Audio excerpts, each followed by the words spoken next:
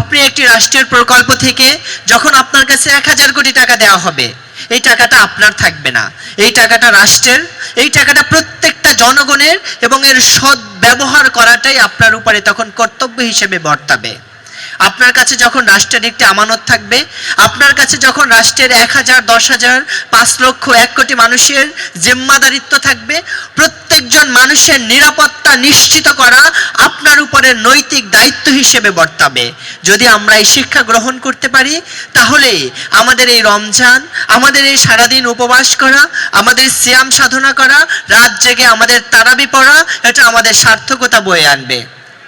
কিন্তু যদি রমজান মাসে রোজা রাখার পরেও আমি শুধুমাত্র একটু ন্যূনতম একটা স্বার্থের জন্য আমার একজন সহপাঠীর মাথায় আমি লাঠি ধরি, আমি যদি আমার ন্যূনতম একটা স্বার্থের জন্য বিশ্ববিদ্যালয়ের পরিবেশকে নষ্ট করি, আমি যদি আমার মাত্র 200 টাকার জন্য বাস ড্রাইভারের কাছ থেকে আমি চাঁদা নেই, আমি যদি মাত্র আমার ছোট্ট একটা স্বার্থের জন্য আমি একজন হকারের থেকে টাকা নেই, আমি যদি একটা ছোট্ট স্বার্থের জন্য অন্য মানুষের উপরে জুলুম করতে এতটুকু দ্বিধাবোধ না করি, তাহলে আমার এই রোজা, আমার সালাত, আমার উপবাস কিংবা আমার সারা জীবনের পরিশ্রম আমার আসলে কোনো কাজে আসবে না। সম্মানিত শিক্ষার্থী ভাই বোনেরা, আমি একটা বিষয় আপনাদেরকে স্মরণ করে দিয়ে আমার বক্তব্য শেষ করব। মহান আল্লাহ তাআলা পবিত্র কোরআনুল কারিমে ইরশাদ করেন, ফামাই ইয়ামাল মিসকালা যাররাতিন খায়রান ইয়ারা ওয়া মান ইয়ামাল মিসকালা যাররাতিন শাররান ইয়ারা। কিয়ামতের দিন, যেদিন এর থেকে অনেক বড় মাঠে আমাদেরকে উঠানো হবে, আমরা এভাবে সবাই একত্রে বসা থাকবো অথবা দাঁড়ানো থাকবো, সেদিন আমাদের সাথে পরস্পর দেখা হবে। সেদিন আমাদের সকলের কাজের হিসেব আমাদের হাতে দেওয়া হবে।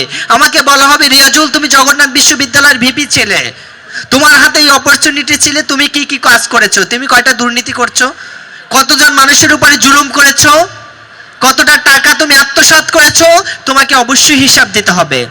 ঠিক তেমনি ভাবে আপনাকে আমাকে সবাইকে হিসাব দিতে হবে।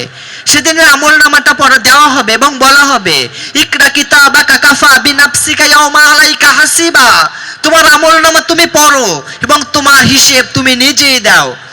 সেদিনকার আপনি জগন্নাথ ইউনিভার্সিটির স্টুডেন্ট, আপনি বাংলাদেশের সবথেকে মেধাবী শিক্ষার্থী, আপনি ফিনান্স ডিপার্টমেন্ট অথবা ল ডিপার্টমেন্ট অথবা সায়েন্স ফ্যাকাল্টির অনেক উচ্চ ডিপার্টমেন্টের শিক্ষার্থী, কিংবা আপনি 1000 কোটি টাকার মালিক, আপনার প্রভাব প্রতিপত্তি, আপনার জীবনের কোনো পরিচয়, আপনার কোনো ধরনের সুপারিশ সেদিন গ্রহণ করা হবে না।